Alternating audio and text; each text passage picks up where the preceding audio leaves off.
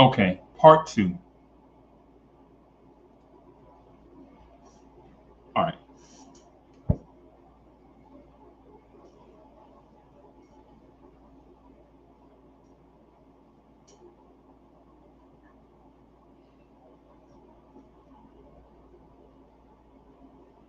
All right. Test, test, test. Part two. Here we are.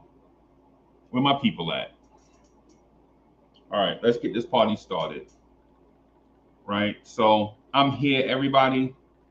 Check, check, check. Test, test, test.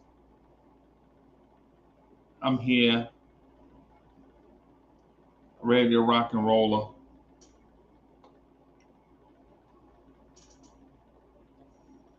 Salute to everybody coming back for the second time this morning. Appreciate y'all, man. Had a tech issue. We back, Coach. What's good, man? We back, baby. We back. Ivory 10 is in the building. Salute. Hey, Ivory 10, man. We gotta get in these mountains, man, and hit some golf balls, bro. We gotta start hitting golf balls, man. We gotta do that. We gotta do that flexibility training, man. We gotta do that flexibility training and that alignment training. You know what I'm saying?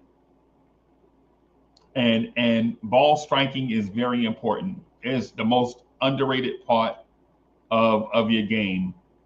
Striking the ball right. Distance control and all that stuff. We'll work on that stuff later.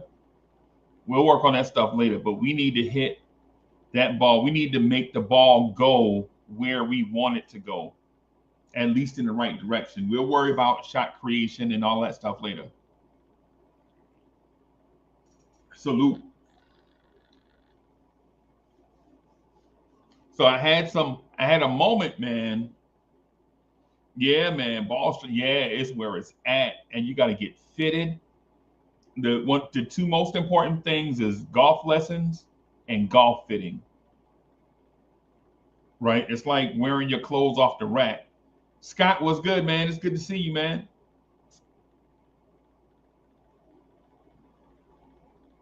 It's good to see you, man. So I hadn't done the Knicks morning drive in quite some time. It's just because of schedule. Usually I try to do it and you know, but scheduling. Yeah, man. Danny Landis. Danny Landis. That's why Danny Landis is from my old school crew, man. The day ones for the Knicks morning drive, man.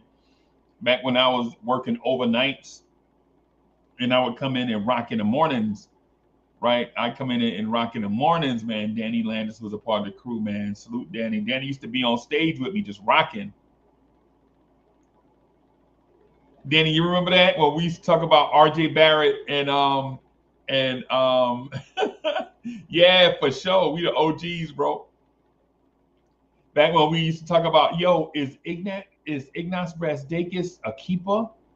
Is Ignas Brasdakis can we keep him around?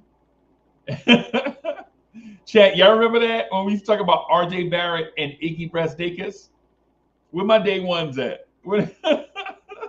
Yo, it was crazy, man. We in here talking about Iggy Brasdakis. Yo, that's RJ Barrett's mans, man. That's RJ Low Mans from Team Canada.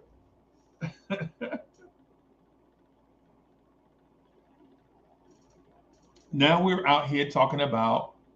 Now we out here talking about the Knicks might be the favorite for the NBA championship. We legit. JM, you remember the teddy bears in the background? Yo, I used to, yo, every time. So the running joke is every time I made Miss Mocha mad, I would buy her teddy bears. I buy her a teddy bear, and then one day I could barely open the room door in here because it was teddy bears everywhere, and I was like, and I was like, yo, do I make her that mad where I have a room full of teddy bears? I can't even open the room door no more. Yo, hey, Hollywood Just Cause was good. Salute, salute, man. Salute. Look who backstage, everybody. Yeah, I swear, I think I saw this dude at this place called Bucky's, and I called his name, and he didn't even respond to me, man. You can tell he's a superstar. It's like, yo, is that Mets? Hey, Mets. And everybody was like looking around at me, and I'm like, I guess he. What's good, boss? Not much, but just for the record, if I didn't. If you were in the Searville Buckies, I didn't notice you. Okay. Yeah. Okay. That's all good, bro. How you been? Kind of down. I mean, look at the crap we've had to deal with in terms of the obituaries this week. Yeah, I saw that. I mean, I saw that. Malcolm, Jewel, what was Yeah. name? Ozzy Osbourne, Hulk Hogan, and then Joe Prigioni or whatever his name is, the jazz musician. Yeah. Yeah. Yeah. Yeah. Hey, well, at least your Mets are winning. Your Mets are back on the winning track. Yeah, question is, can they hold it this week? You've seen the pattern for the past month. The minute they get a half-game lead over Philly, they squander it, and then it reverts back to the seesaw pattern, where at worst, Philly gets a game and a half advantage. Right. Right. Right. If we can get the bullpen figured out, I think, and get some consistent hitting from 3 through 6, I think we'll be okay. Or if we can put Mendoza through disciplinary actions for his gambling habit. Yeah. Yeah. I mean, this all started when he squandered that game against Tampa on Friday the 13th. Yeah. Nobody puts a pitcher who's not ready to pitch in when you have a 4-run lead. You go to the reliable arm. Right. Right. And then a couple of weeks later, what happens? He gambles on Blackburn again after an hour and a half long rain delay. No point in that. No point. Yep. Yep. Yeah. And so I think we're out on Suarez. I don't think they want to trade Beatty or Vientos for Suarez. So Ranger Suarez or Robert Suarez? Ingenio, the third baseman from Arizona. Oh, Hanio. Never mind. Yeah. Yeah. Yeah. Well, either way, man, the Mets will be fine. We just got to figure out center field. If we can figure out get some hitting in center field, we'll be okay. Why not just make McNeil the full-time center fielder? Because I don't know. I don't know. I mean, he's shown in the past he can play the outfield, though preferably left field in most cases, right field in most cases with him. Yeah, I like him as a non-defensive. When we don't depend on his defense, he can win a batting title. If he plays an easy defensive position, he can hit. But when you put him at a pretty tough defensive position, it's tough being a two-way guy, basically. True. So it was like you said, when we had him in right field, where he only had to maybe make 4 or 5 plays a game, he could rake, not for power, but he could rake though. He can hit. But and it's always nice having a left-handed bat at the top of the lineup that can get on base, But we'll figure it out.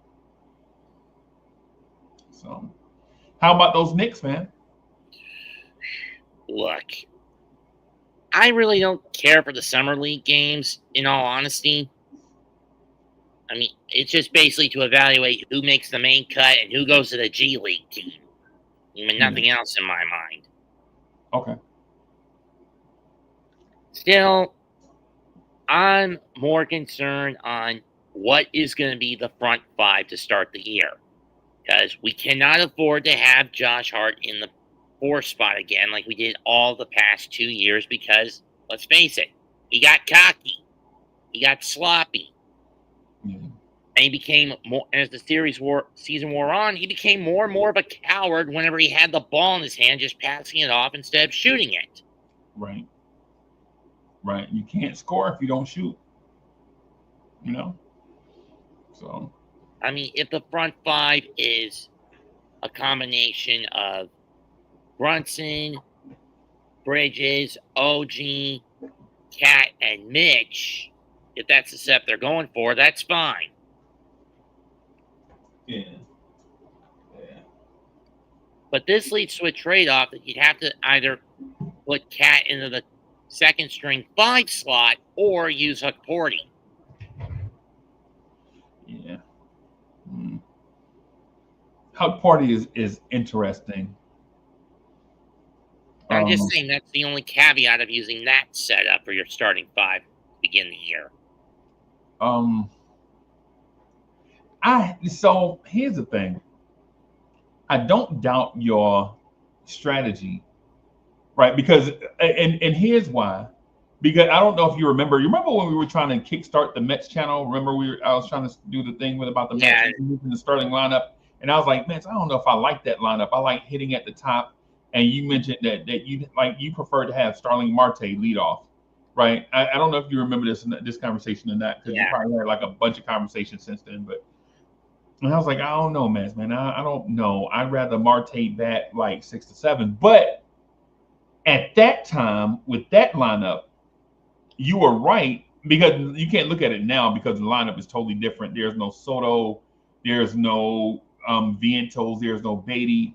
Back then it was oh my God, the third baseman, the switch hitting third baseman, we traded to Arizona. He was here. Mark Canha was here. Vogelbach was here. Yeah, it was a bunch of guys that were here, and so the lineup is it. But so when you mention that now about the Knicks, I don't dispute it. What I will say though is I don't know if there's a universe where you're going to play 4 bigs a night, right? You signed Yabusele, Gabaselli, whatever his name. You signed him. You have Mitch, you have Cat, so you have a 3 big man rotation, right? Even though Gerson Yabusele is not a center, he's a big, but you don't know how he's going to be employed in the Mike Brown system. He may get small ball 5 minutes when you're going offense only, right? And there may be lineups of where we just go all offense. We don't know what Mike Brown's going to do, but to think that Mike Brown is going to play 4 big men on a nightly basis in a system that wants to run, I don't know if that's possible, especially if you bring in Ben Simmons. If you bring in Ben Simmons, then offensively Ben Simmons is a guard. Defensively, he's a big, right? And so it's one of those deals where are there going to be lineup, if you bring in Ben Simmons, are there going to be lineups of Mitch, Cat, Ben Simmons, OG, Yabusele, Hukporti, and a bunch of guys that play pretty big, right? Like OG 6'7", but he's 240, right? He's a big dude. He's just short for a big man size player. So when it comes to Hukporti, I don't know if Hukporti is even going to get minutes, especially with Gerson Yabusele being here. Now, if you ask me what my preference is that Hukporti gets minutes. But I don't know if it's possible. I see your point. Like, are you really going to play like 6 guys in that 2 position space on a nightly basis? I mean, other coaches have found a way in one way or another. Yeah. Now, if you ask me, will it play out over the course of an 82 game schedule? Of course. There'll be nights where a guy's not shooting well, be nights where a guy is dinged up, you give him a night off. A night where matchups dictate you go either big or small. And so I do know these at the end of the season, these guys that have minutes, that the season tally will show you that all these guys played. But I mean, I don't know, bro. Neither do I, to be honest. But that would have been my preference. I mean, Yabusele, he's a power forward by trade, is he not? Yeah, um um a jumbo wing power forward. He's not a power forward, man. When you think power forward, you think weak side rim protector, you think volume rebounder, you think hellified screen setter, you think tough guy. You know what I'm saying? And I know he's tough, but I don't see him as a power forward. I see him as a offensively skilled big that can score and create his own shot. Now, but is he going to protect your rim? No, If he could score and protect rim, he'd still be in Philly. He'd still be in Boston, right? right. I mean, I could also throw pot calling kettle. If Ben Simmons was still able to score, he'd also still be in Philly. He'd also still be in Philly. But the back injuries have done him in. Well, his he had the injury that was. You remember David Wright? Yeah, of course you remember David Wright. You remember David Wright, Yeah, I know Simmons has spinal stenosis. right? But do you remember before he was diagnosed with spinal stenosis? Remember he kept complaining about back pain and no one could figure out what it was. Yeah, I mean, the same thing happened to Don Mattingly. The same thing happened to Don Mattingly. He had back pain and it was undiagnosed for a long time. And people were like, he's complaining about his back, but there's nothing there. And you're like, but there's got to be a professional athlete wants to play, right? They want to play. They don't want to sit, you know. But one of the things I'll say about Ben Simmons is they finally diagnosed what his back injury was, and he had the surgery to correct it. The only thing is, over the course of years, how rusty did Ben Simmons get? Yeah, that's a problem. Court rust with him. Court rust, right, right. We've all Like heard of ring rust. Rust for a right, wrestler, a fighter, or a boxer. right. Oh, I have ring rust, bro. I trust. You preach quiet, bro. You know what I'm saying? I know what ring rust is for sure. So, but yeah, and so I guess my question is how much of that court rust is still there with Ben Simmons, right? Is he close to being what he was pre-injury, or is he further away because over the years his body has gotten older? Maybe the back injury has taken a toll since it went undiagnosed for so long, even though it's corrected right now. I mean, if he had gotten it diagnosed right away, maybe he would be still not where he used to be before the injury, but close to it. Now Right, that it's been diagnosed and he's had the surgery, in my view, too little, too late. right, right. Yeah, I with me, I'd take the chance on Ben because both sides wants Ben Simmons to be. They want Ben Simmons to be the best version of himself,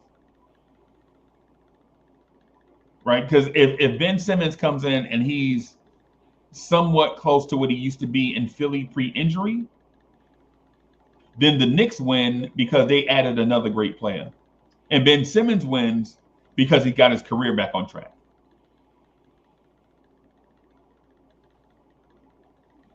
Mm-hmm. Ribs, what's good, bro? Is there a trade that you have in mind that you would like to see the Knicks pull off? Mm. In all honesty, if I had to go for a trade, maybe ship out Payne for, I don't know, whoever the best, I mean, Pat Covington. Okay. I mean, Okay. that's the best thing I can come up with. I mean, ship Payne out to Milwaukee. Well, he's a free agent right now, though. Oh, then in that case, ship Shamet out to Milwaukee. Yeah. For Covington. Okay. So you like that guy? Mm-hmm. Okay. I mean, at this point, it's the only trade I can come up with. Right. If they're both reliable guards off the bench, when applicable, they can shoot the three, set the screens, find the pass down low, that sort of thing. Right. Yeah, I'm in a place where I don't know if I want to see a trade. I don't know if I want to. I don't know if I want to see a trade. Yo, Y says I'm taking Uncle Freezy to Houston street fights. Hey man, hey Wise, I ain't gonna lie. Before these injuries, I was nice off these hands. Now I don't know, bro. Kerry Cox, no, just no. We'd have to give up an arm and a leg for a Giannis that's basically more or less at the tail end of his prime. Yeah. We did the same thing with Amari and Melo. I'm not living through that crap again. Luke Skywalker Visions is in the building. I would say this into to Kerry Cox. What I would do is, if you are obsessed with trading Cat, right? If you're obsessed with trading Karl Anthony Towns, right? And some of us are like obsessed with trading Cat. If you're obsessed with trading Cat, what I would do is say shave 10 years off of Giannis's age and target the superstar that's in that age bracket. Right? Like, can you get a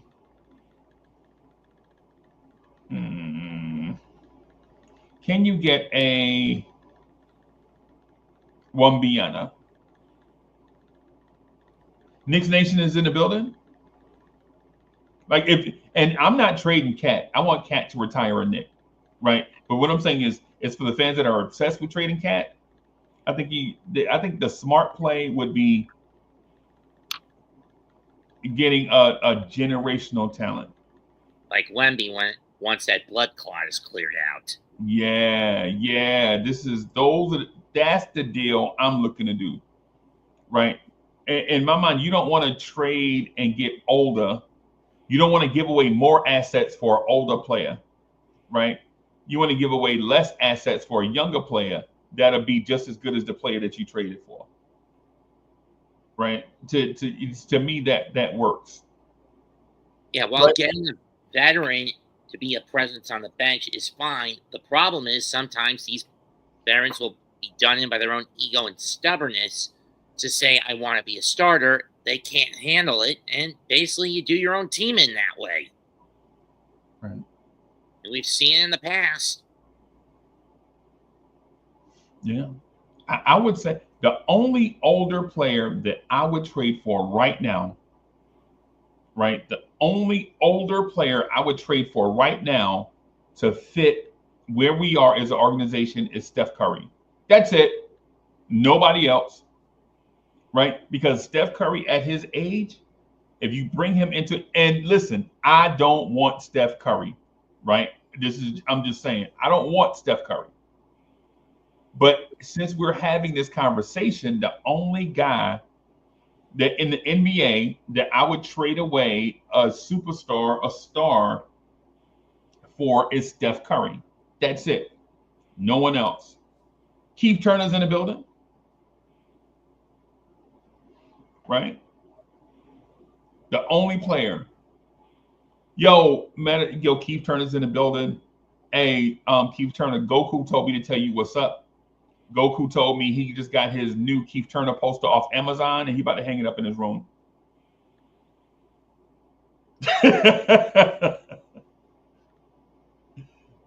Yeah, man. So Mets, listen, Giannis, no. Jokic, no.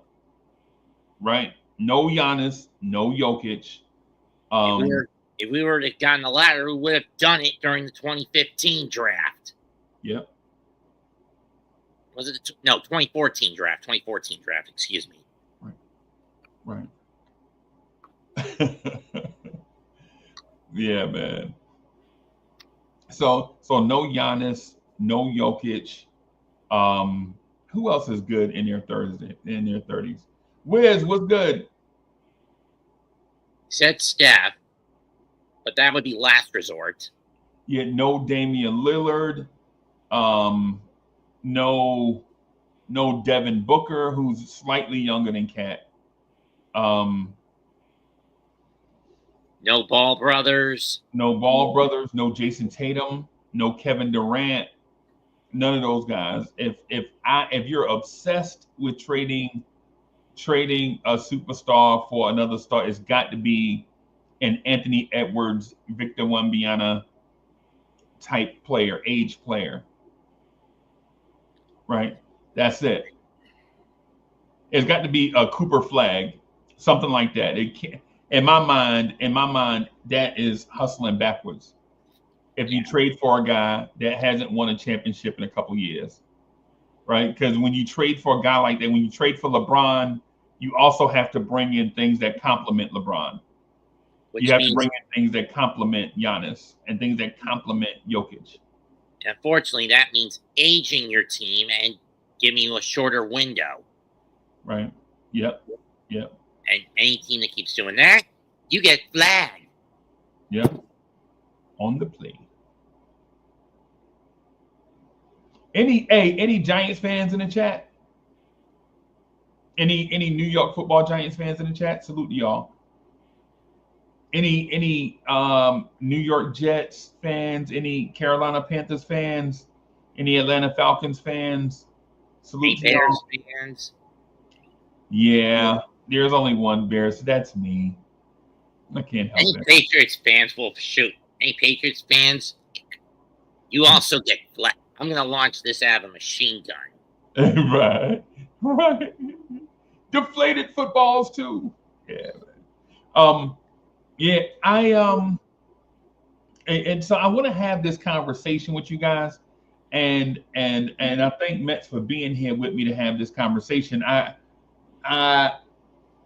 feel like if you sign Ben Simmons, then Deuce McBride has to be out of the rotation. Which is going to do more harm than good long term. Right, because Ben Simmons is going to do everything that Deuce McBride does except better. Right, he's going to do everything that Deuce does except better. Right, but the only thing he does is Deuce McBride will shoot the ball, but he's not a scorer. Right, that's why Jordan Clarkson is here, because Deuce is not a scorer. For some reason, we think if we move Deuce McBride off ball, he's going to be an off ball player. And you only move guys off ball if they can score. And Deuce, right? Yeah, you don't move guys off ball for defense. That's ridiculous. And more often than not, Deuce, whenever he had the ball, would either just cough it or just throw it to another player or take a wild shot that wouldn't hit, showing he was not a scorer. He was a defenseman by trade. Yeah. Chef NYK is in the building. Salute. Something that Thibodeau could never put 2 and 2 together on. Yeah. Fritz Alcindor is in the building. Salute. Hey, what's up? What's up, Freezy? What's up, Mets? Hi, Fritz. Hey, what's going on? Hey, man. Chilling, boss. I'm just going to hop off, guys. I'll leave you two alone. All right, man. NBA Economy Show is in the building. Salute. Hey, I saw the show the other yesterday, bro. You don't play no games, man. yo, Fritz don't play games. Fritz is like, I'm here for a good time, not a long time. Like, you ain't even let me make my coffee, bro. Man. Yeah, I'm gonna fix some coffee, and then I come back and YouTube is showing how dinosaurs were destroyed. And I'm like, what? I try to keep it short. If I can keep it under 30 minutes. If I can keep it under 30 minutes, I will. Right, I know. I noticed. What's going on the NBA front? Yeah, the Nets are wilding a little bit with what's his name? Cam Thomas. Cam Thomas. I'm like, wow. with friends like these, I don't know. With friends like these, and you can tell Brooklyn's dysfunctional, bro. Brooklyn is dysfunctional. How many homes have they had since you've been alive? No, just Jersey. Just Brooklyn and Jersey. But you know they played in two places in Jersey. Remember, they used to Uh, play East Rutherford, and then they moved to Newark for like what, a year or I two? yeah, they had an Izod Center. Yeah, Yeah. yeah. And so they used to play in Long Island, Yep, they're playing. not, Yeah. not the Jacob Javits Center, but what's the Uh, other place? New. Yeah. What's the other spot? Y'all know what I'm talking about. All the old heads, y'all know what I'm talking about. Yeah, the hotel in the parking lot. Yeah. So, Basically, yeah. yeah. Yeah. So they played out on the island. They played in the swamp. They played in Newark. They played in Brooklyn. Yeah, so they two homes in New York, two homes in New Jersey, bro. Yeah. Yeah, I supposed to have a. Yeah. Yeah, Yeah. So man. hopefully, I could talk a little bit about that in the coming week. Talking about Um. Cam Thomas. Yeah, I got an interview with somebody. I have a Scoop B interview coming up Okay. in the coming week. So Salute hope you Scoop. could talk a little bit Nets. Yeah, salute to Scoop B. Yeah, man. I like him, man. Yeah, cool. Like he got like a lot of knowledge in the area. Yeah. Yeah. Where is he at? I think he lives in New York, New Jersey, somewhere. No, no, I thought he was in Brooklyn or somewhere. Yeah, yeah. I think he Okay. does a lot of work out of Brooklyn. Hey, so on the morning drive, I don't know if y'all really know the tip. On the morning drive, I generally always try to stay away from like hard hitting topics and just, trying to get a positive vibe, just rock or whatever. So I'm not gonna get too deep into anything, whatever, whatever. Just more like the fandom show. At Hmm. night, generally, I try to get people to be, man, you had all day to think about stuff, man. Come on, like, what you do? Like, what you doing there? You know what I'm saying? So, and I don't know if that's the right way to take it, but it's just what I do, I guess. But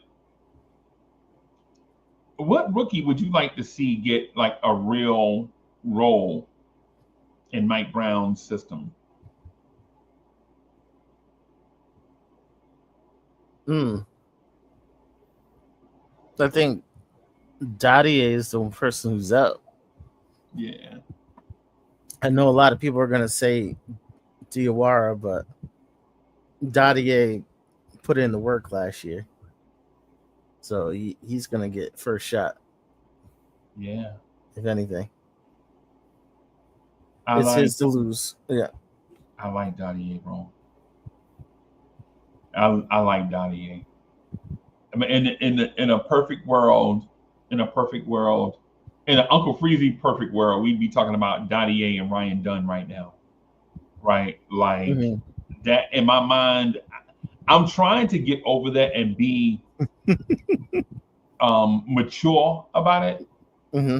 But now that I look at Tyler Kolek, like legit, I'm looking at Tyler Kolek like Tyler Kolek, Landry Shamet, and Matt Ryan in exchange for Ryan Dunn. And I'm talking about in terms of rotation and roster spot, right? I don't care how we Hmm. got here, right? But man, come on, bro. I didn't. You know what? I really went into summer league like, oh, Kolik's gonna be too good for summer league. Like he gonna pop up for a couple games and then they're gonna just And then he'll be over there in his swag.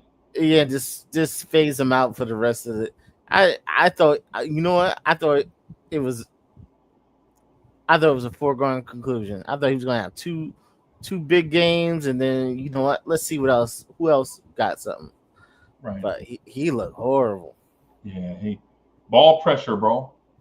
Mm. Ball pressure. That ball pressure. And it wasn't what like disappointed me. Like what disappointed me, like you physically didn't look any better than you did last year. Like No.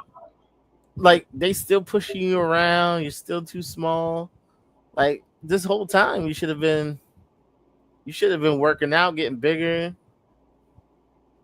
doing them protein shake. This is that time you need to bulk up. Yeah. I mean that has nothing to do about your performance on the floor. That's just what you need to do. That's just work. That's your job. You talking about his job part, right? Yeah. Yeah, like get bigger, stronger, faster, quicker, twitchier, crappier. Yeah. Yeah. Hey, salute to Wiz. Wiz says, isn't it sad that we still consider Dottier, Cole, and Courtney as rookies? Tibbs! Somewhere Tom Thibodeau is still calling Ariel Porty rook.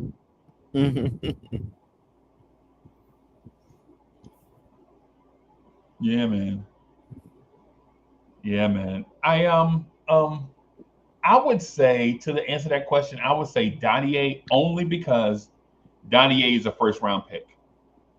You would like your first round pick to show that he has first round pick talent. Right?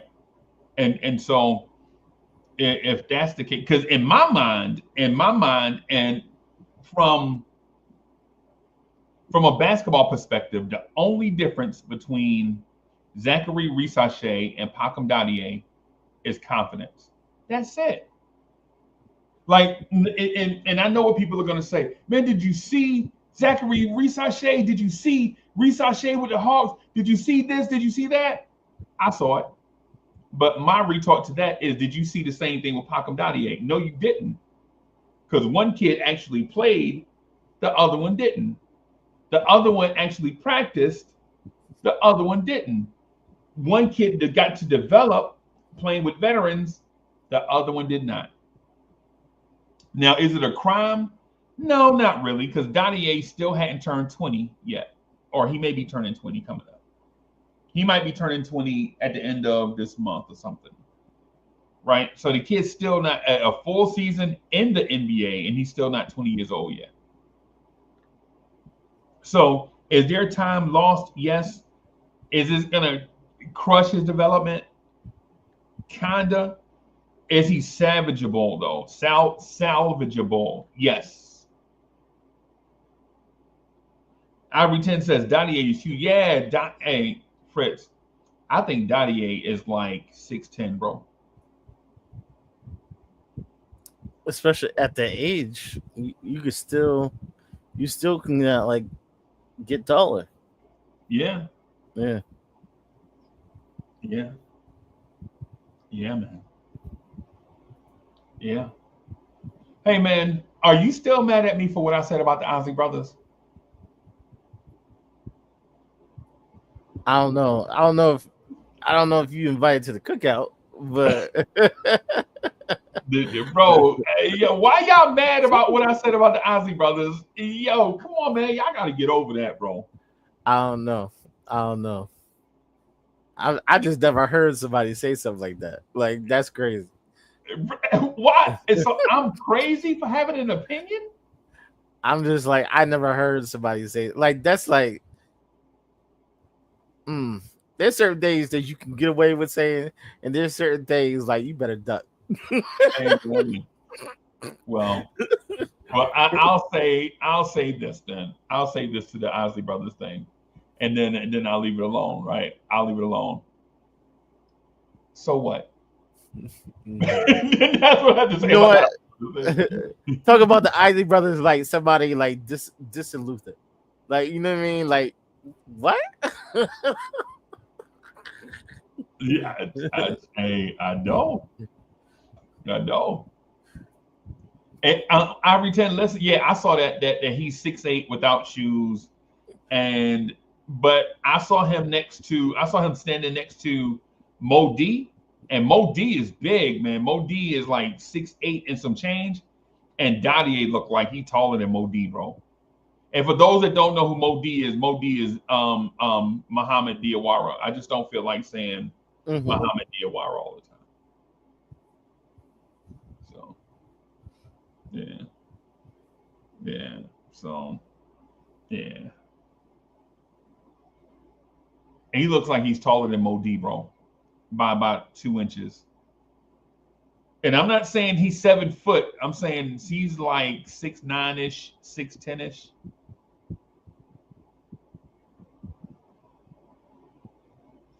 Yeah, yeah.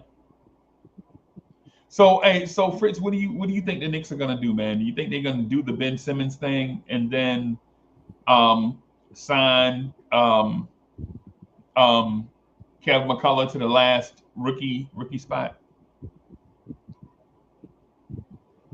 No, I think they want to do the Ben Simmons.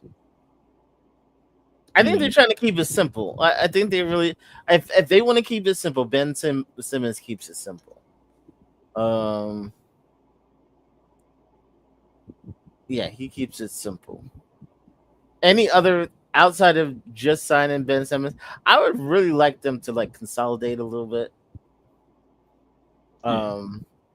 If you're gonna keep Mitchell Robinson, if you're gonna keep him, I wouldn't mind trading Kolek and Huck for it.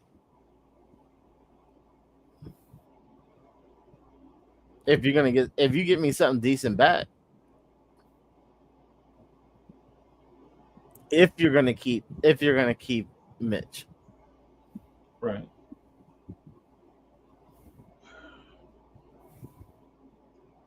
Because there's a couple people who just aren't gonna make the roster. Like if you're talking about Huck Porty, you're talking about Kolek, you're not talking about James Najee making a roster. Yeah. I think James Najee made the roster. It's the reason why he left from his current club. Like the Knicks had to tell him something. Yeah, which I think is weird. So I mean, they have to be anticipating a move for him. Because when he came over, he says, "I want to play." Like Right. when they were talking about him coming over, he was already over. Yeah. So there has to be something coming up, some kind of consolidation. I've always been talking about, oh, Mitch might not make it. Unlike a lot of people, I don't want Hart moved. I don't want him in the starting lineup, but I don't want him moved.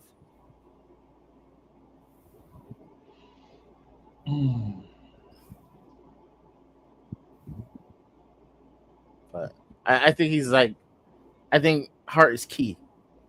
And I'm really excited that if he doesn't have to play 40 minutes a game, I think he can give us more impactful minutes, playing a little less.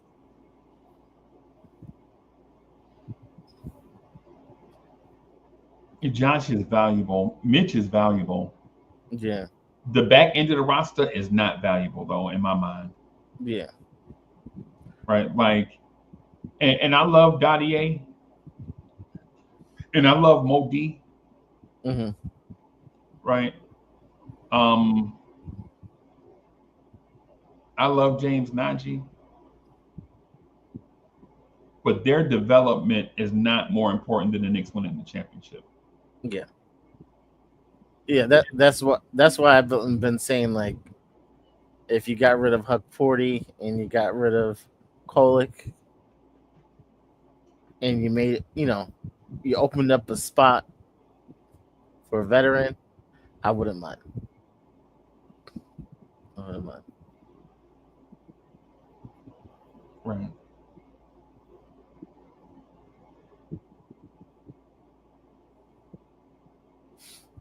Yeah, because like what's been In the NBA, what's been clear is every team that has had like try to do 2 timelines, it hasn't worked. It has. When you have when you have a bunch of young people and then you have a bunch of vets, and you're trying to like transition one to the other, it just doesn't work. I think especially if development is prioritized, Mm-hmm. right? Like if winning a championship is prioritized, I can deal with having the young people at the back end of the roster and make them beat out the players that earn your keep, basically. Yeah. I think you can win a championship that way. Kind of like how the Celtics are doing with Jordan Walsh. Right. He beat out the guy, the sharpshooter off their bench. What's the guy? You know the guy I'm talking about. Shire? Sam? No. Hauser? Sam Hauser. Right. I think Sam Hauser was traded, right?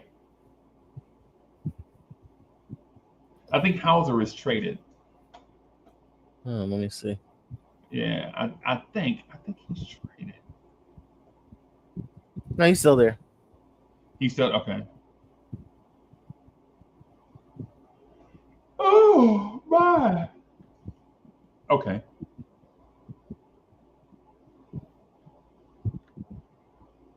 But they're prioritizing the Jordan Walsh kid. If you saw a summer league, like they legit are investing everything in him so that he can backfill the roster and beat out people on their roster. Mm-hmm. Right? Like Al Horford is not. They're not going to re-sign Al Horford. And truth be told, Chris, if the Knicks signed Al Horford, I wouldn't be mad, bro. I wouldn't either. Looks like he's trying to go to Golden State, but yeah, I wouldn't be. Now it'll be our big men would be obsessively zesty. like we'd have the most crying big men ever. Come on, what was that? Like they're gonna break out in the salsa after these plays. Yo, and I'm not talking about like, you know what I'm saying, like legit, like we'd be super zesty. Come on, my God, we'd have a bunch of that, right? But you know, we'd be super talented though.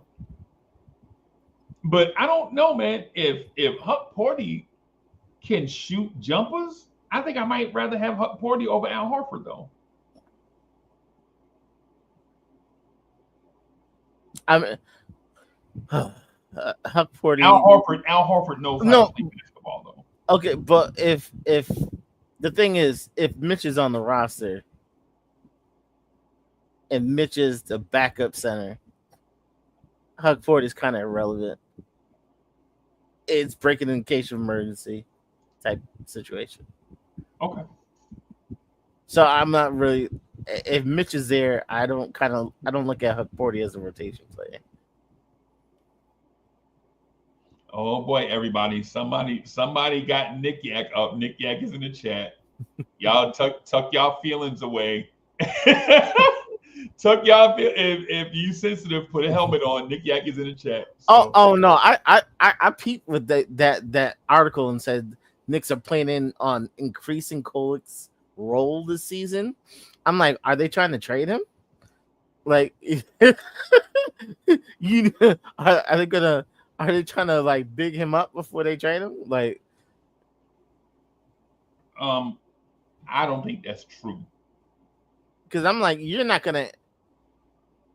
I don't think anything should be handed to anybody. And the way the article was like they were handing him something. Like, nah. Like if he's gonna be anything, he's gonna have to earn it. Yeah, I think that's clickbait, bro. Yeah, I didn't get it.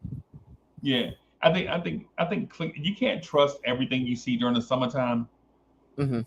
And I don't care if it does come from a trusted source. Like even if it's somebody that's trusted during the summertime, I don't trust none of that stuff. Right? I don't. right? Because here's the thing: you can play or you can't, right? Like either you can play or you can't, right? Now, the thing is they might be trying to increase Tyler Kolick's role in a sense of diversifying what the offense and defense does by having Kolick on the floor.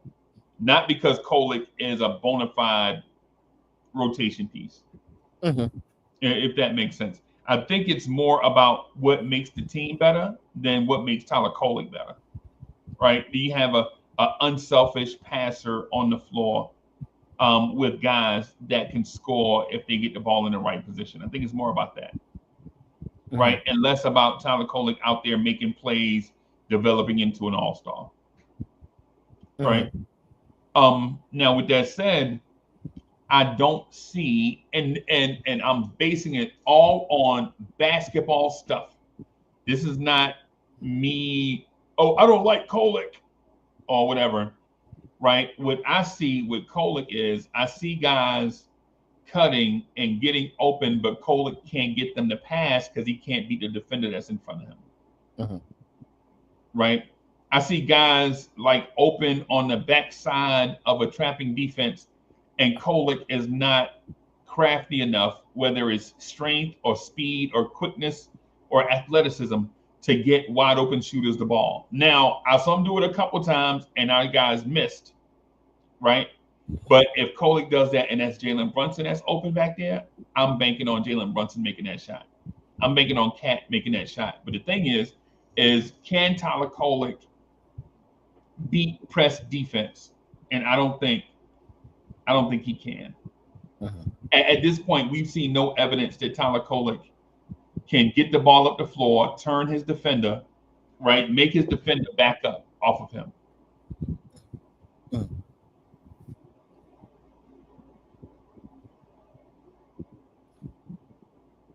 Right. I don't know if I see that. Now, and Nick Yak has a point. Like, he sees the floor well, right? But what I'm saying is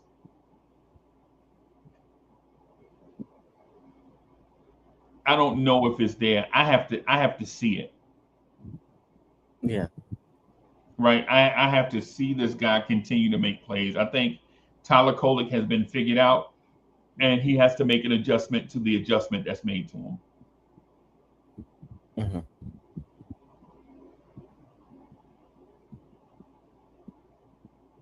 Yeah. Hey, Chef NYK, I see you, man. In this case, I understand about pick and rolls, right? But like the respectfully, the pick and roll phrase just can't be the cure all, like, for the thing. Like, for instance, if Tyler Kolick can't get the ball up the floor, you're not going to roll a pick and roll in the front court. You're too far away from the rim.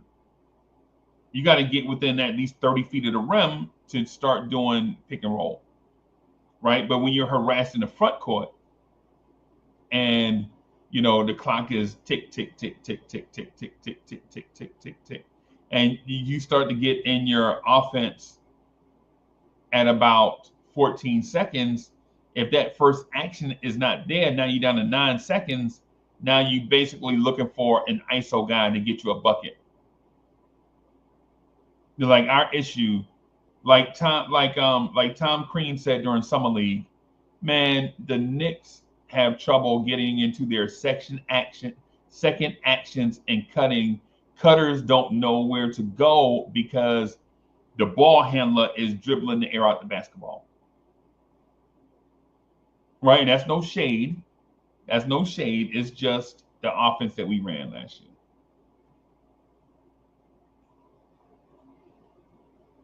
So, yeah. We'll see. I think Tyler Kolick is somewhere in the realm of Scotty Brooks. Fritz, you remember Scotty Brooks? Scotty Brooks, Rick Carlisle. Okay. Yeah. Yeah, I think that's what he is. Like, The athleticism is not there, but he's real crafty. I mean, Mhm. well, he can see the floor. I'll put it that way.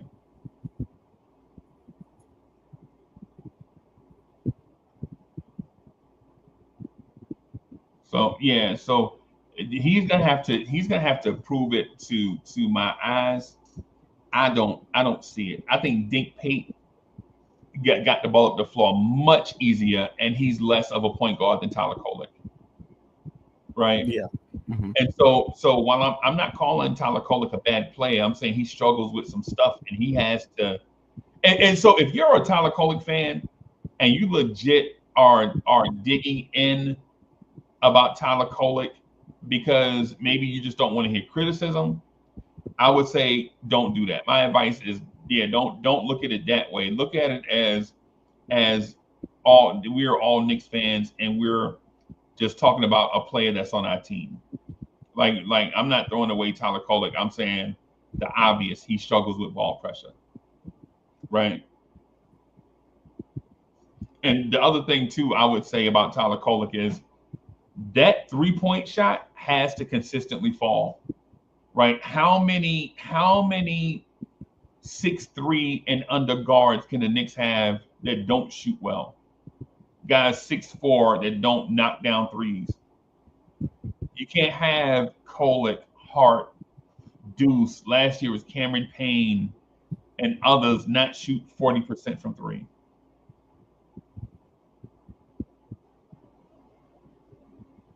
Knicks Nation is in the building. All right, I see you.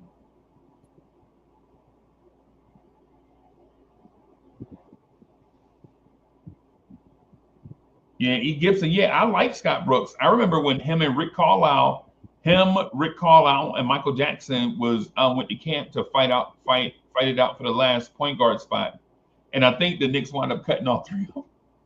I think the Knicks wound up cutting all three of them, and I think Rory Sparrow or somebody had to play point guard. It was crazy. Yeah, it was crazy. The Knicks were wild back then, man. They should have kept.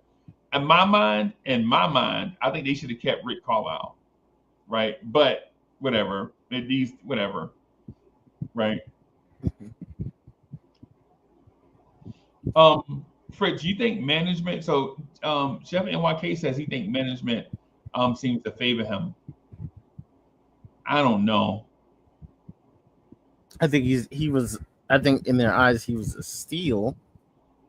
Um, I don't see what kind of favor he got. I mean he did get that pay bump last year, but that was the circumstance. Like they needed to hit a certain number and they did. Yeah.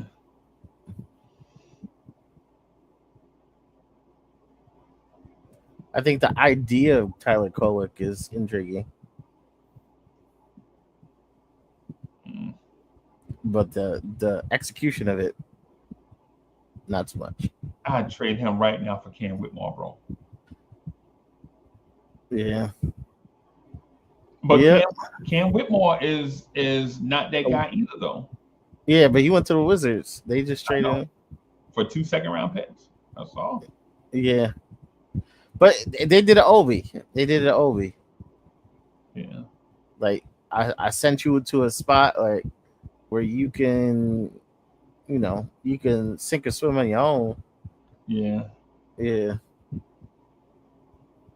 but they got so many young kids over there in the Wizards. I'm not sure how that's gonna work out. Yeah, he ain't gonna play, bro. He ain't gonna play because I think they drafted some. Who did they draft that with their pick? They drafted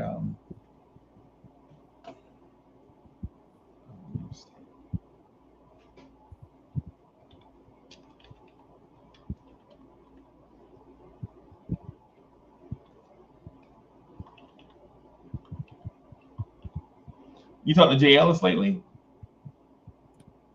Uh, yeah, we have like a group chat. Okay. Yeah.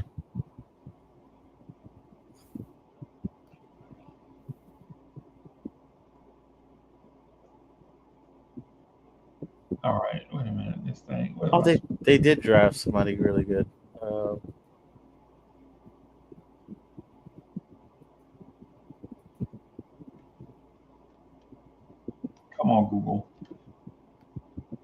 All right, by round.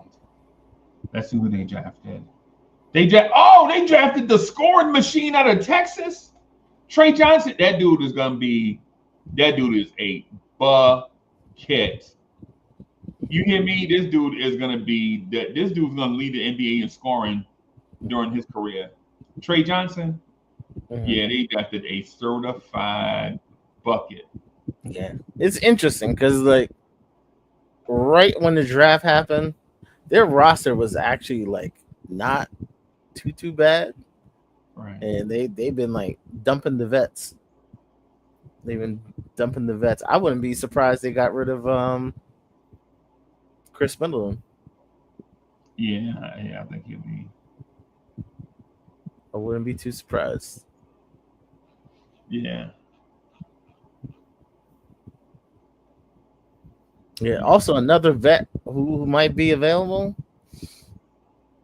I'm not sure how chat thinks about it, but if the Kings successfully trade for Kuminga, they're probably gonna cut DeRozan or buy out DeRozan.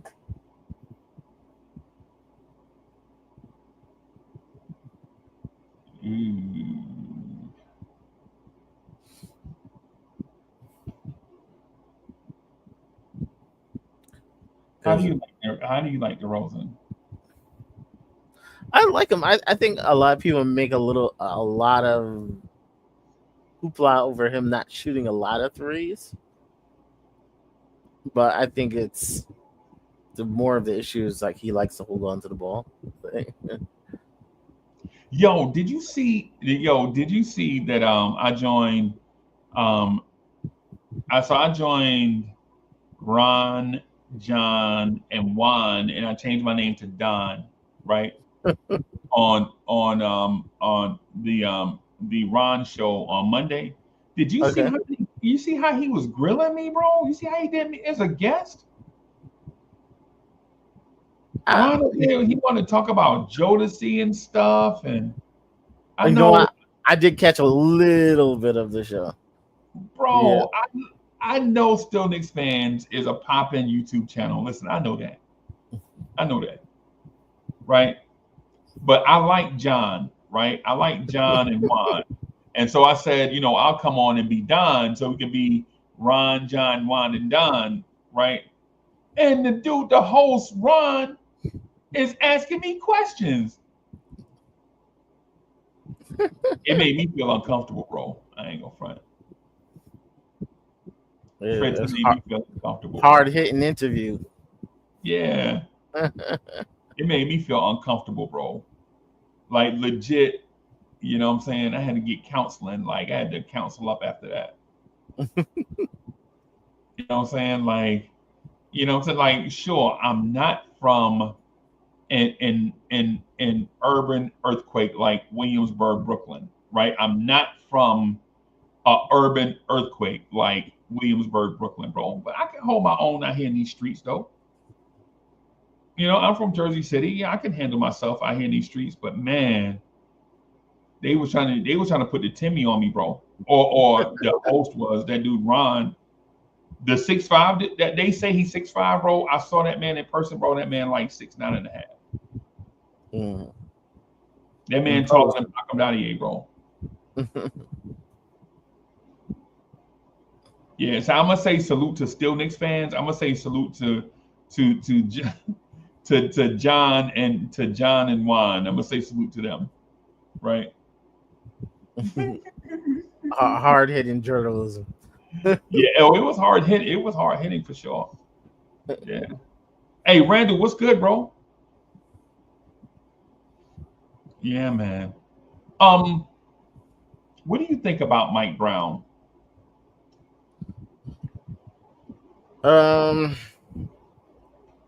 About this stint or him in general?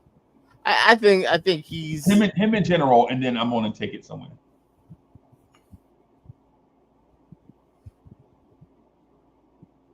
I don't know. I've seen like his past few stints. I guess a professional coach. I I don't have like a hard I don't like him or I like him. Okay.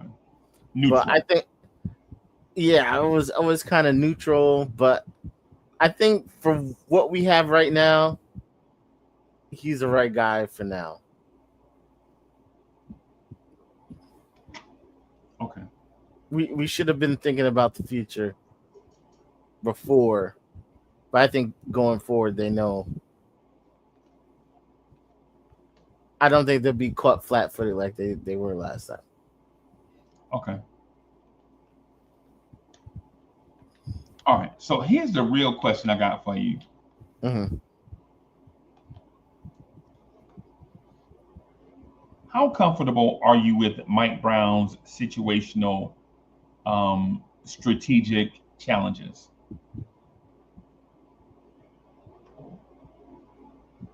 You mean like play calling? No, I'm asking you, what do you think about Mike Brown's situational strategic challenges in game?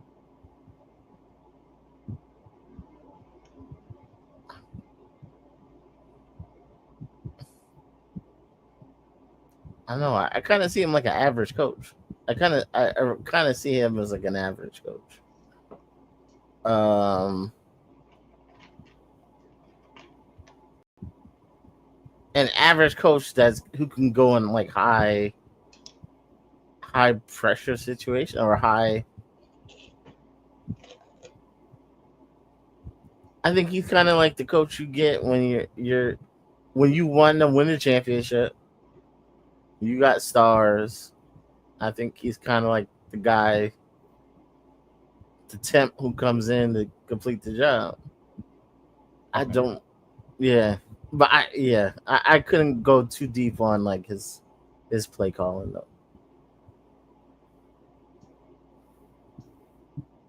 Okay. Yeah, I was more keyed into like the player relationships, that type of stuff. Okay. Chat? What do y'all think about Mike Brown as a situational in-game strategist? I'm interested to see what the chat thinks.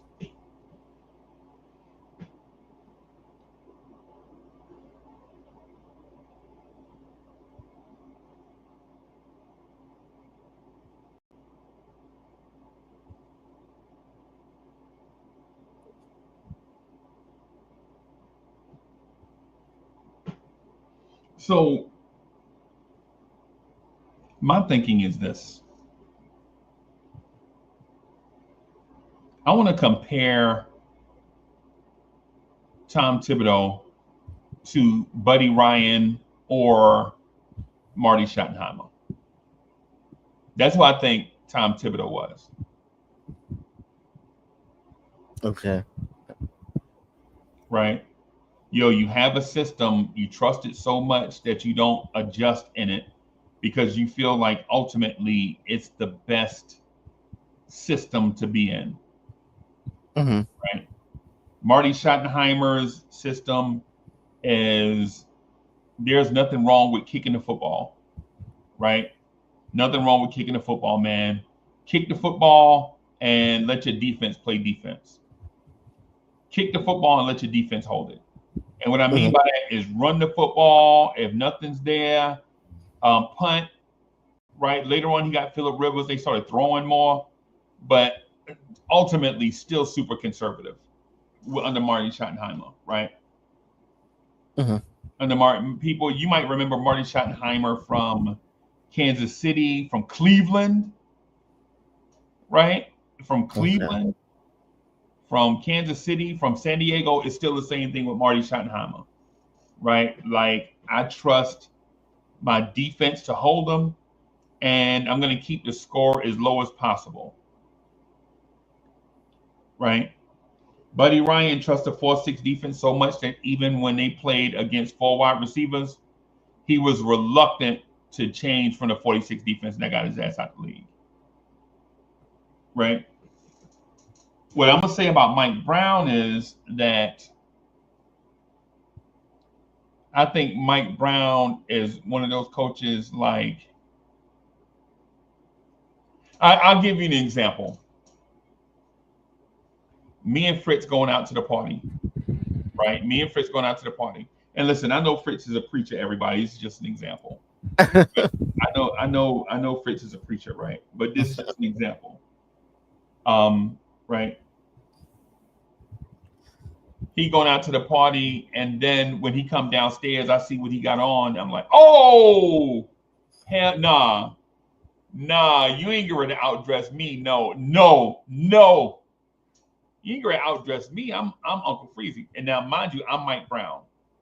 Fritz is the other coach, right?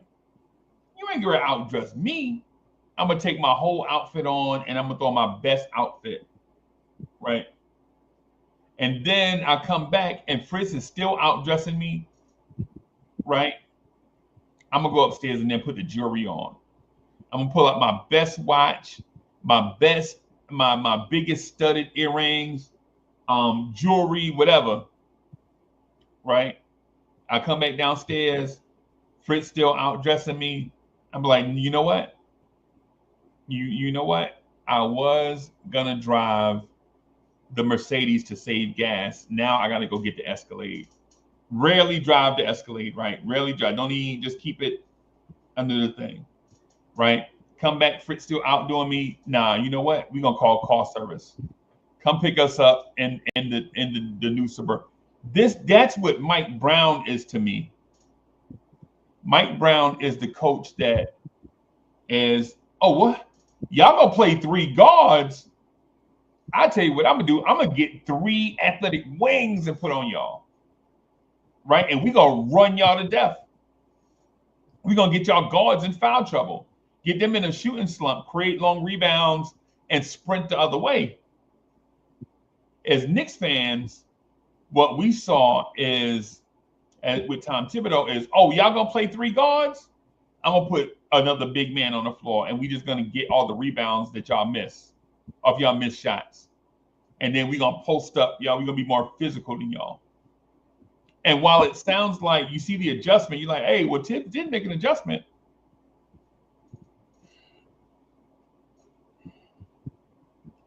Why are you putting more bigs on the floor when they have the speed advantage? Right? They have the speed advantage. Why are we out here saying that we're going to impose our will strength-wise? Right? Mike Brown, in my mind, is that person. Oh, you going to play four guards?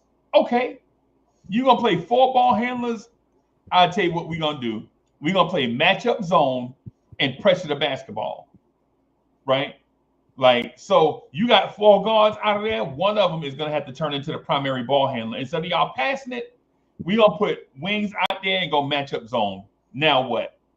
Now, every time a guy come around trying to run the play that you had designed with your four guards, we in a matchup zone where there's minimal screens. We're not running through screens. We're going to switch it and make one of those four guards be the primary guy and create a shot over a long defender. Now, take that. Right? That's what Mike Brown is, right? But in order for you to be a Mike Brown, you have to have a flexible, versatile roster that's ready to play. Oh, and at any given time, Mike Brown will look at the roster and be like, Jalen, have a seat. Najee. Right? And you're like, why is he subbing out Brunson for Najee? Like, you're going to have, as a Knicks fan, you're going to see these type things with Mike Brown. You're going to scratch your head, but you're going to see the other team miss shots, us grab rebounds and push the other way. And you're like, well, if we running, why didn't we leave Brunson out there? Well, you have to create the opportunity to run. With Brunson on the floor, Brunson's not going to create the opportunity to run. They're going to pick on Brunson defensively, right? So Mike Brown is going to be like that guy. Like the adjustment to in my mind, Mike Brown gets a Woody for being challenged by the other coach. Like, Mike Brown is in heaven when he's challenged strategically by the other coach. That's my opinion of it, right? That's my opinion of it. Like Mike Brown is going to be the guy that when a coach offers something exotic, he is going to offer something more exotic than the exotic thing that he was challenged with. Right now, at the same time, there are others. There are people like that'll say, "Well, he didn't do that in Cleveland. Look at that roster in Cleveland. He had LeBron and a bunch of dudes." Right? People will say he didn't do that with the Lakers. That Lakers team was Kobe was washed. Dwight Howard didn't want to be there. Steve Nash was washed and injured. Right? So you didn't really get a chance to implement your stuff. In Sacramento, the roster wasn't ready yet for Mike Brown, right? You had a bunch of small guards. You didn't have the shooting that you wanted, even though they did it. They had the one guy that hit 14 threes in a game, but outside of him, you have your Trey Lyles, who's a decent big. You have your Sabonis, who's decent. Oh, well, Sabonis is an all-star. You had De'Aaron Fox. You had these things. The roster just wasn't ready yet. What the Knicks have is roster flexibility, and we don't know it yet. Like the Knicks have rosters all up and down, athletes all up and down the roster, but you hadn't seen them because we didn't have the mindset or the structure to be an athletic team. The Knicks have a team that can be big and strong, right? You saw that part, right? The Knicks have guys that can shoot the three, but you hadn't seen that because that's not what we value, right? So I think Mike Brown is going to offer us some head scratchers at times and some genius at times. And I think it'll balance out to the point where you feel like Mike Brown is a good NBA coach. Because there are going to be some head scratches in there, right? Like, yo, why is OG the biggest person on the floor? It's going to be those moments.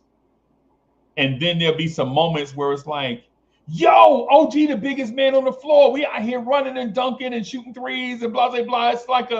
It's a tsunami, right? So in my mind, we're going to have those type moments. Fritz, what do you think about what do you think about Mike Brown? Like after you heard me go on a diatribe about Mike Brown's goodness.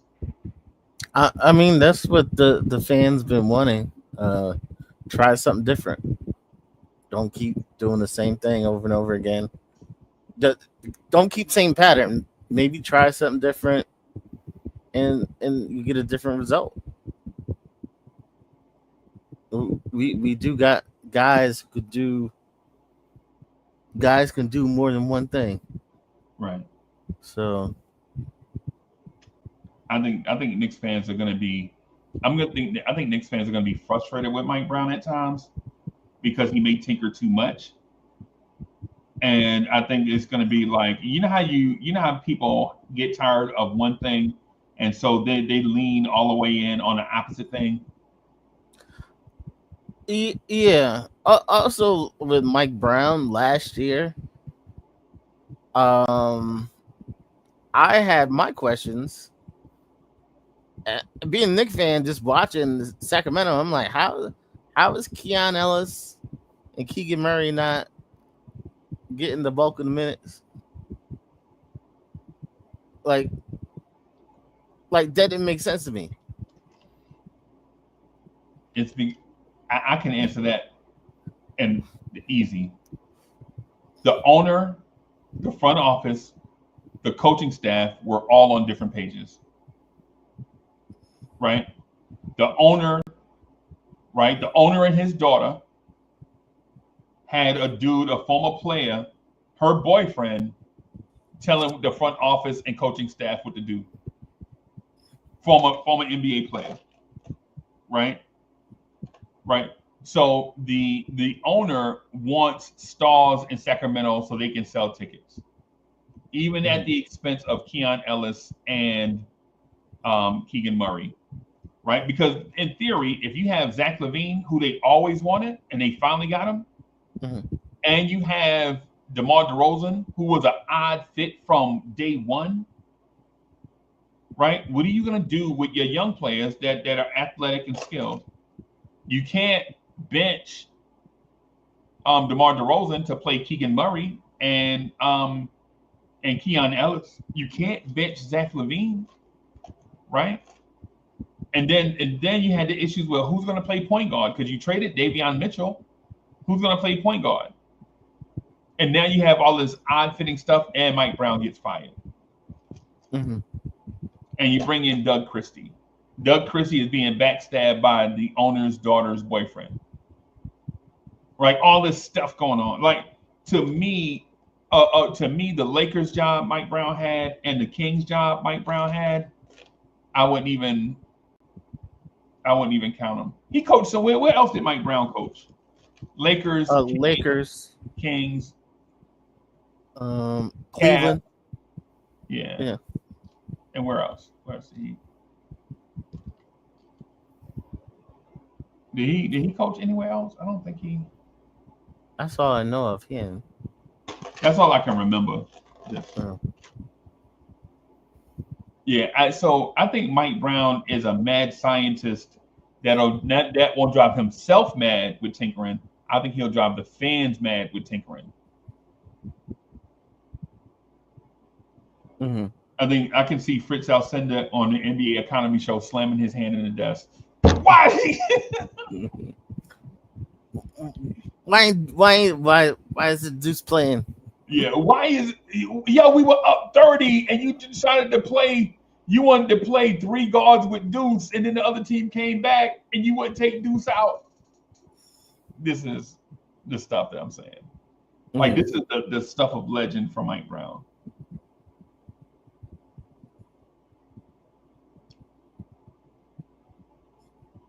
Yeah, I think he was brought in because he's gonna play nice. He's gonna play nice with the analytics. He's gonna play nice with the front office. Yeah.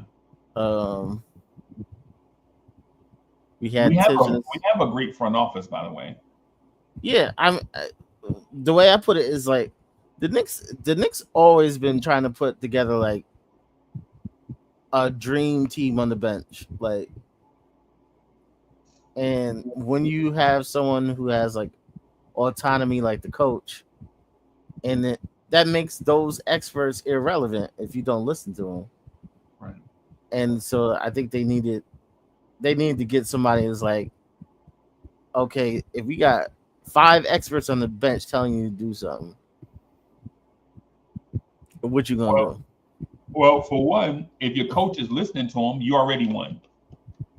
Yeah. If your coach is listening to other smart people, you already are better. Just off that alone. Right.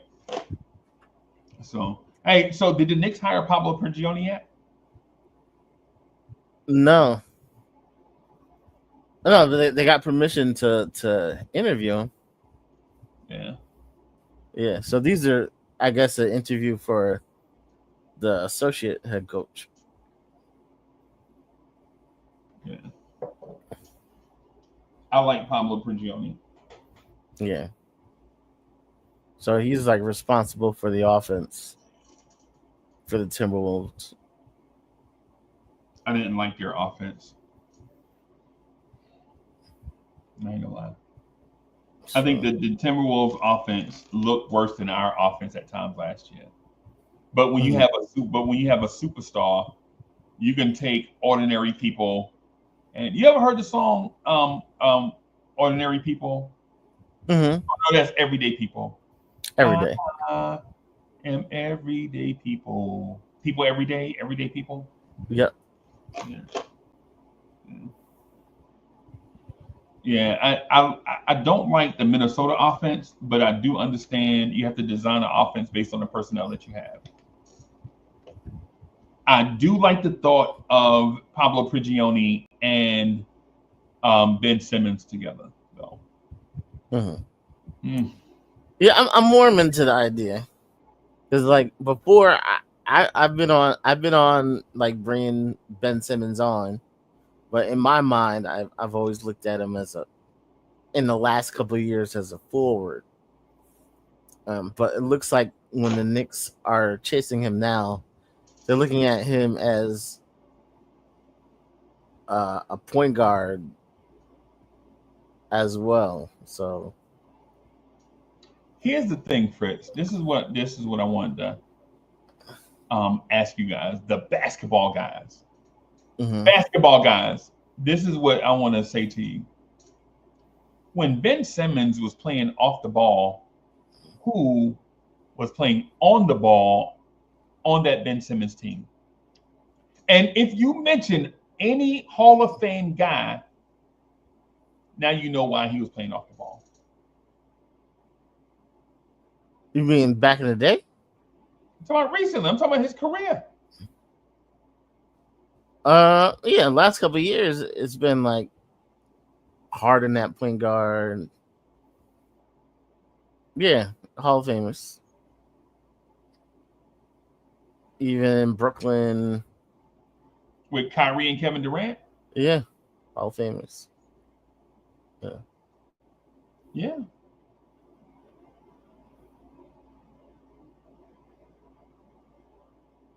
Yeah, I think he makes it like he gives us a lot more options.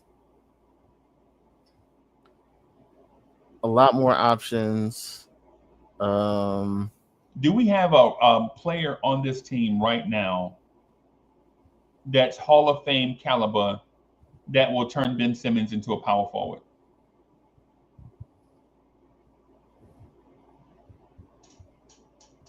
On the bench? Anywhere. I mean Brunson. Brunson's there. Wait. You think Jalen Brunson's Hall of Famer? He's on his way. All right, so let's stop the conversation. I don't want to talk about Ben Simmons no more. Let's talk about Jalen Brunson Hall of Fame. He's on his way.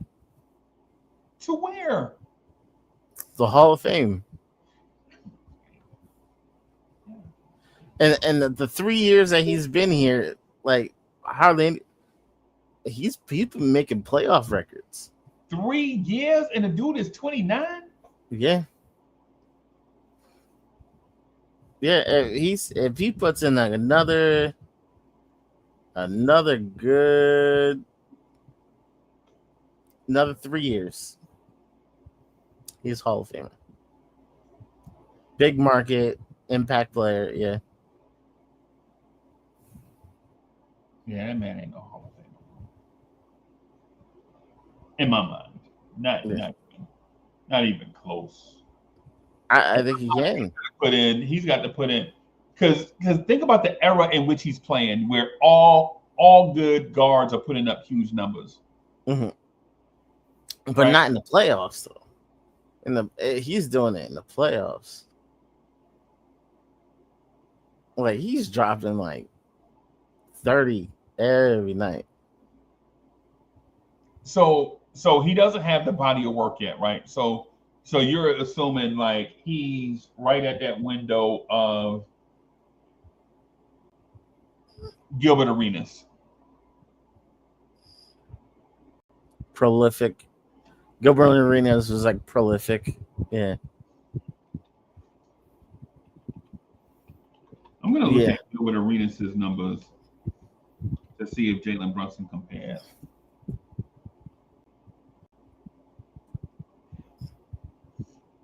Fritz Alcindor out here creating content. Dog it. Gilbert Arenas had 3 great seasons. One season he finished third in 2005, 2006. He finished third in MVP. Mm-hmm. For his career, he averaged 20.7 rebounds. 21 points, 5 assists, and about 4 rebounds. Yeah, he didn't have longevity. He had a negative. He has a, he had the situation. Yeah. he had a 3-year stretch with the Wizards that he only played 57 games in 3 years. Mm. And then he came back and played off the bench at age 29. Injuries caught up to him.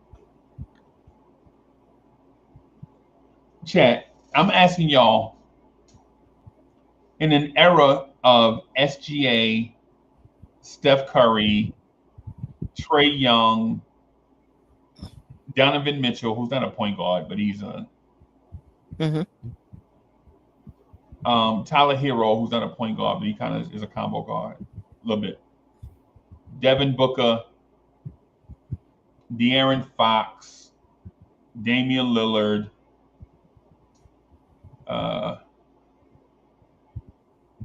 Drew Holiday, Cade Cunningham, Tyrese Halliburton. Is Jalen Brunson better than any or all of those guys in terms of career accumulation? Not just today, but I'm talking about, has Jalen Brunson had a better career than all of those guys? Not all of them. Like Dane's body work, even though he hasn't gone deep. Same thing with Steph. Like Dame and Steph, they out of here. It's not even a comparison, right? Donovan Mitchell is not even a comparison. Donovan Mitchell is day one star. Jalen Brunson just needed some time to get going. Cade Cunningham, though. Yeah, Cade ain't there yet. Yeah. I don't think Brunson's there yet either. Tyrese Halliburton.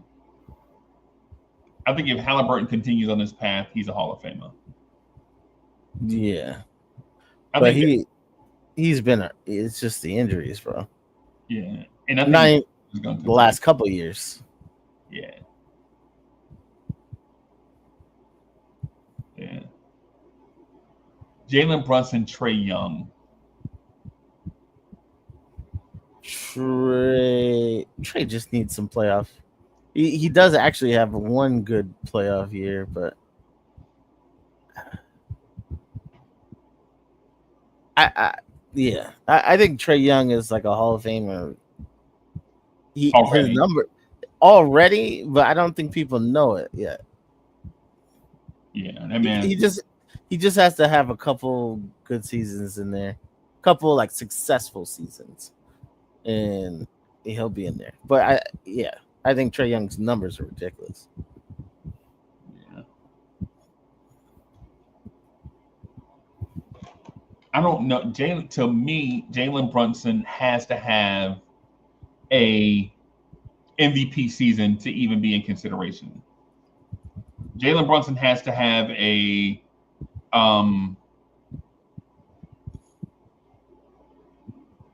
30 points per game, top 3 MVP, Knicks win a championship type season to vault over some of the other names that we mentioned. He needs that. He needs that like Isaiah Thomas year.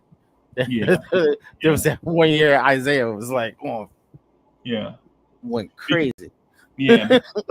Yeah. Because in theory, one could say Kyrie Irving is a better player. I would take Kyrie Irving right now over Jalen Brunson's career. Yeah. And though it's not fair, because Kyrie played with LeBron for a stretch, but one could also say that Jalen Brunson never had the losing stretch that Kyrie had. When Kyrie was in Cleveland, him and Dion Waiters and all that mess, bro, you like, oh, this thing is a disaster. So Jalen Brunson never faced the lows of the low like Kyrie did, but he never faced the highs of the high like Kyrie did either.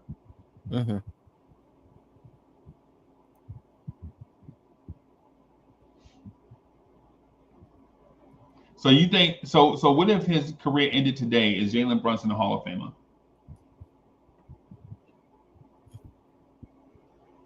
No. Yeah. No. I think the only certified Hall of Famer on this roster right now. Book it. If they career and if they quit today, the only person is Cat. Yeah, Cat's a Hall of Famer. Yeah, Cat is the only person that says, "Yo, I'm walking away from the game," and he's a certified Hall of Famer on the spot. Mm-hmm. Right now, if Brunson stays on this path, we hope he will. Right, we hope he will. You never wish anything bad um, on players, right? On people, period. You just don't, right? But I think Brunson probably needs, um, like Tooney got it says, he needs about 5 more All Stars and 4 more All NBAs, at least one Finals MVP to get in, right? Because we're in an era of numbers. Remember, this is the numbers era. So your numbers, though they look impressive, but when you compare them to everybody else, yeah, they not really impressive, Yeah. right? Like when you talking about point guards in today's NBA will shoot the ball 18 to 19 times. So if you get 18 to 19 shots and you average 26 points a game, I mean, so what? I mean, what? Yeah. I think he's gonna get some. He's gonna get some. He's gonna get some points because he's gonna be the face of the game, like a bit more in the next couple of years. You know that man's about to turn 29, right? Yeah. Chris, he gonna take over where Chris Paul left off. Like I forgot Chris Paul. Yeah, I forgot about Chris Paul too. So where Chris Paul like walks off, that's his lane. Jalen Brunson gonna be doing State Farm commercials. He gonna be the State Farm commercial. Y'all heard it here first. Jalen Brunson in his big. That's his lane. Like Chris Paul is that Family Guy, straight laced. Like that's gonna be his lane. I don't know. I don't know where they can find a size 9 headband from, bro. You seen the headband Jalen Brunson wearing? Bro, they stitching 2 headbands together for Jalen Brunson out here, bro. I love Jalen Brunson, everybody. I love Brunson, y'all. So yeah, I'm just, I love Brunson, right? But damn, bro. Have you ever seen Jalen Brunson with a hat on? No, but I keep people saying somebody's head, but I'm like, I don't see it. But all right. I think Jalen Brunson is about, JB is about what, 200, 205, something like that. And I think about 60 pounds of that is his head. Fritz be laughing at people, bro. Fritz, why you be laughing at people? Fritz be laughing at people, bro. Bro, Fritz, he can't help it, bro. We are who we are, bro. I know. Josh be killing him. Josh be killing him. Talking about Josh from Sim Channel? I ain't seen Josh. No, Josh Hart. Josh Hart be killing him about his head. No. That's his man. I know, but he be talking about his head all the time. No, man. Nah, man. Get out of here. Josh Hart say something bad about Jalen Brunson, bro? Or not bad, but no, but be talking about how big his head is all the time. Yeah. I don't know where they can find a headband for that man at, bro. Like legit, they might have to find a NFL headband to put on that man, bro.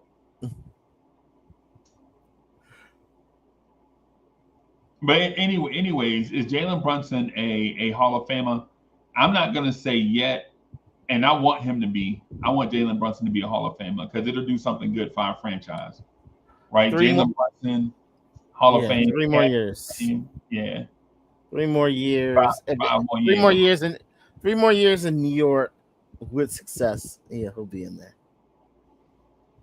Yeah, I don't know, bro. Is he better than Chris Paul, Steph Curry, Damian Lillard, Kyrie Irving, Donovan Mitchell, SGA, Tyrese Halliburton, Trae Young, like all these names from this era? Almost all of those are future Hall of Famers, though. I know, but that's what's going to make it difficult to get in. That's what Devin Booker.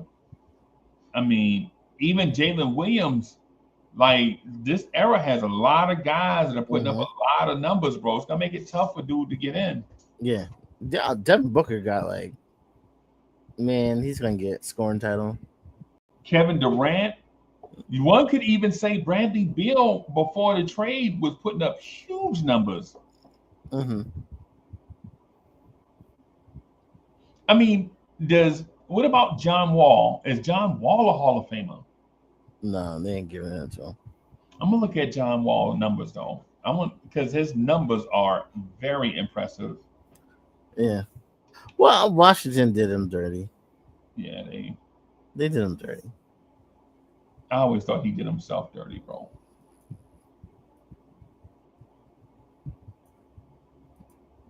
Yeah, yeah. You gotta know that they don't give us them type of chances that they give other people. So you gotta know, you gotta be careful what kind of your image and stuff like that, what you putting out there. Yeah. Yeah, Jalen Brunson's career is going to be better than John Wall. John Wall averaged 20 points a game 3 times. And he did it on a bunch of shots. He was not efficient.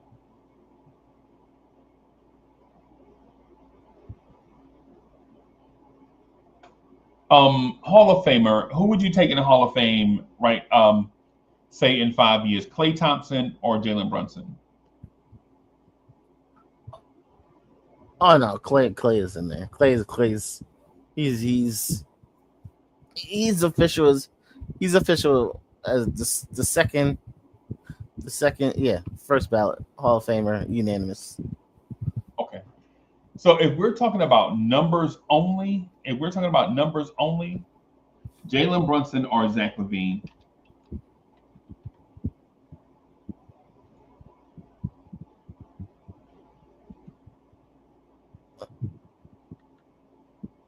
Jalen the last few years. Okay. But Zach had a stretch. Zach has averaged 20 points a game 7 times. Yeah. Zach has had a stretch. Yeah. In 1 year, he averaged 19 and a half. Yeah, I would love for him to be a Knick if it wasn't for his paycheck. But... And here's the thing that that people don't understand about Zach LaVine. He averaged, man, the last few seasons, that man shot 50% from the floor. Last year, he shot 51% from the floor, and he shot 44% from 3. So in my mind, Zach LaVine only gets better. You got 1, 2, 3, 4, 5, 6 seasons of 20 points per game or more. For his career, he shoots 39.1% from 3. And he shoots 83% from the free throw line. Yeah, that's really good. Yeah.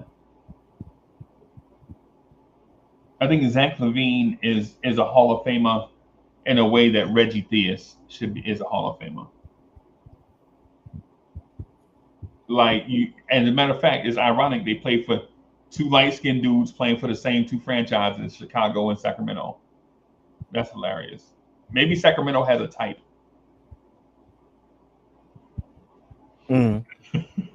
Miguel P says Jalen Brunson will always get ahead in life.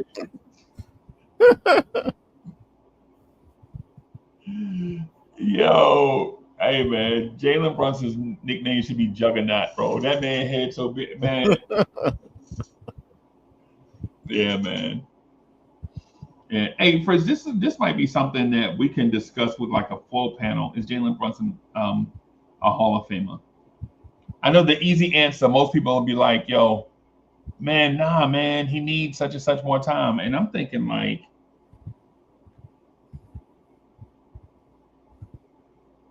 maybe my guy is not a Hall of Famer yet.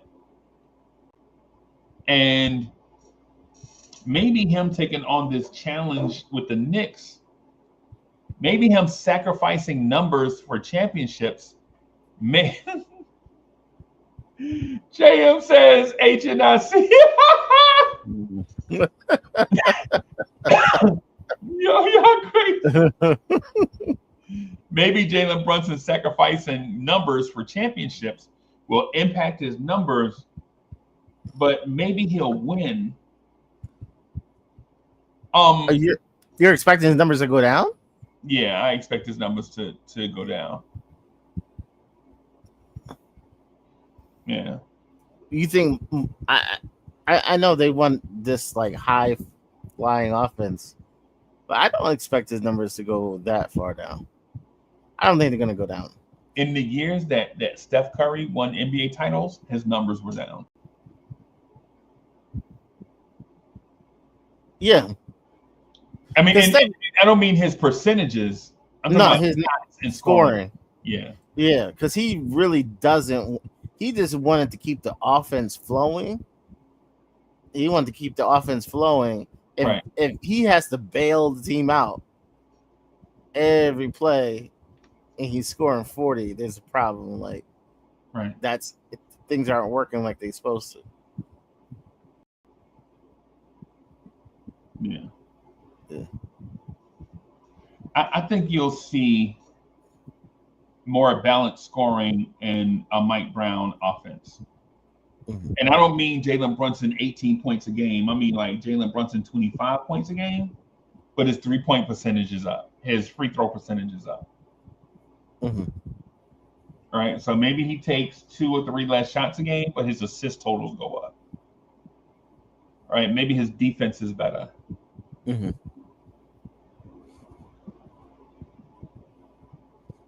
Yeah. All right, everybody. That's all I got, man. I'm gonna get out of here and go get some lunch. I'm gonna stop by Jimmy John and pick me up a Quentin Grimes. I'm gonna be off this afternoon, man. Yo, chat, man. Fritz outside to be laughing at y'all, bro. It's hilarious. Yeah, Quentin Grimes and the cookie. Yeah. So, everybody, listen. Peace to y'all. Vibes and stuff tonight. Just wanted to there are a few things I wanted to talk about on Echo and Essence. Talk about life, like goals, relationships. I wanted to talk about a little bit of that stuff, man. I'm gonna put the Echo and Essence chat link on the Blarns Tears homepage. And tonight, man, I might start out with some on here, like on all 3 spaces, and then move it on over to just Echoes and Essence only. But tell me what y'all want to talk about. I think the Jalen Brunson Hall of Fame conversation is intriguing, and yeah, I might talk about that a little bit over the next week or so. But anyway, thank y'all, man, for coming through, rocking with us. I'm gonna get out of here, y'all. Peace, everybody.